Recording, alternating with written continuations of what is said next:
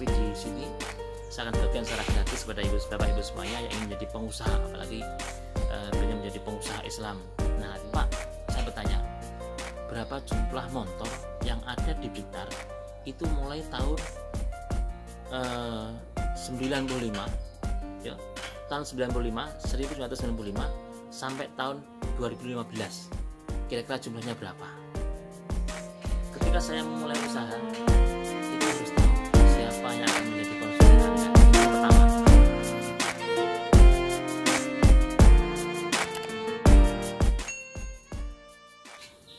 oke, assalamualaikum warahmatullahi wabarakatuh. Selamat pagi semuanya. Alhamdulillah pada hari ini kita bertemu kembali di channel saya, yaitu Calon Pengusaha Islam. Nah Bapak Ibu, jangan sampai lupa, kita yang pertama adalah kita harus selalu bersyukur. Karena apa? Dengan bersyukur kita akan bertambah itu. Dan bersyukur adalah kita akan tambah nikmatnya.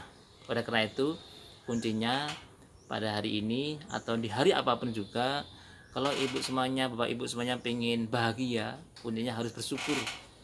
Lakukan bersyukur bahagia, bersyukur bahagia. Itu yang kita lakukan, yang kita ajarkan. Nah, oleh karena itu hari ini saya akan bersyukur, istilahnya gini, saya akan membagikan suatu ilmu yang itu saya dapat beberapa tahun-tahunnya ya, 1 tahun yang lalu lebih, bahkan 2 tahun, dan itu saya harus membayar 5 juta. Tetapi di sini saya akan bagikan secara gratis pada bapak ibu semuanya yang ingin menjadi pengusaha, apalagi pengen menjadi pengusaha Islam. Nah artinya apa? Kalau ingin menjadi pengusaha Islam, kita tidak hanya mencari uang, tapi juga mencari halal, mencari berkah yang kita kejar. Nah oleh karena itu pada hari ini saya akan sedikit cerita bagaimana kita memulai usaha itu bisa berjalan. Nah apa yang kita lakukan pertama, dan itu sudah saya lakukan bahkan saat saya memulai usaha teknik itu sudah saya lakukan. Tapi karena saking berharganya ilmu itu, makanya saya ingin ilmu ini bermanfaat kepada teman-teman semuanya, dan Anda tidak perlu membayar, Anda tinggal mempelajari di sini. Mungkin kalau mau monggo dibagikan biar Anda juga dapat manfaat atau dapat berkah dari orang-orang sekitar Anda. Nah oleh karena itu gini, ketika saya memulai usaha itu harus tahu siapa yang akan menjadi konsumen Anda. Itu yang pertama. Nah setelah Anda tahu bahwa Anda punya konsumen, itu adalah totalnya berapa konsumen Anda, kira-kira siapa aja yang akan membeli. Oleh karena itu kalau Anda hari ini saat ini ya, mungkin yang sudah punya usaha atau yang masih belum, monggo kita cek. Anda saat memulai usaha, contoh Anda memulai usaha bengkel motor misalkan, bengkel motor, entah itu bengkel motor apapun, itu mungkin di kota mana? Mungkin di kota Blitar di sini, karena di sini adalah kota saya adalah Blitar. Kalau saya tanya, mungkin Anda bisa menjawab dan Anda tahu jawabannya, itu pasti Anda adalah sudah memulai usaha, Anda sudah mulai berjalan. Contoh gini, ketika saya bertanya dengan Anda, misalkan di Kabupaten Blitar, kalau saya bertanya karena Anda sekarang adalah usaha motor, ingat mulai tahun 1995 sampai tahun 2015 jumlahnya motor itu berapa di Blitar? Kalau Anda tahu jawabannya, berarti Anda adalah seorang pengusaha yang memang layak menjadi usaha besar. Tetapi kalau Anda tidak tahu jawabannya, Anda berarti belum sungguhan menjadi seorang pengusaha. Itu yang pertama. Ingat, data, seberapa banyaknya data ini adalah yang berpengaruh kepada usaha Anda. Karena gini, kalau saya tanya gitu, misalkan gini, saya tanya Pak, saya nggak tahu Pak, terus bagaimana Anda menjadi seorang pengusaha sedangkan kue yang Anda rebutkan itu tidak tahu? Makanya kalau kita mau jadi pengusaha beneran, itu harus tahu, data itu harus benar-benar tahu. Contoh, ketika saya mengawali suatu usaha, yaitu usaha bubur bayi ya, waktu itu memang saya punya ide bubur bayi. Nah apa yang saya lakukan adalah saya datang ke puskesmas setempat. Saya tanya kepada petugas puskesmas, Bu, kira-kira di kecamatan sini, Kademangan sini, itu setiap bulan ada berapa angka kelahiran? Karena saya usaha bubur dan konsumen saya adalah mulai 6 bulan sampai 2 tahun, itu yang paling utama. 60 sampai 2 tahun saya harus tahu, berarti ada 16 bulan.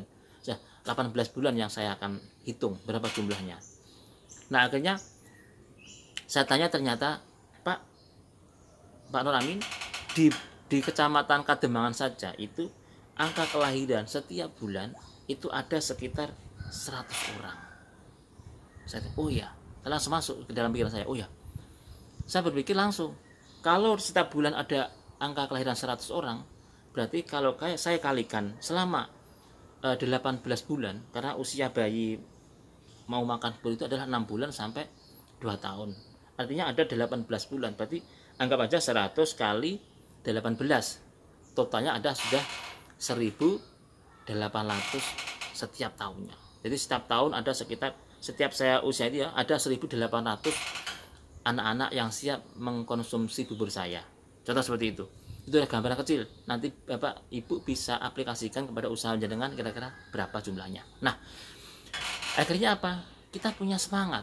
Di situ kita punya semangat dari mana? Dari itu. Kita sudah punya pasar. Ada 1.800 anak yang siap dikasih bubur setiap harinya. Nah, anggap aja dari mereka itu ada 1.800 dan mereka kita ambil 5%-nya saja, misalnya 5%. 5% dari 1.800 adalah sudah sekitar, kalau 10% kalau 10% berarti sekitar 180. Kalau 5% berarti 190 anak.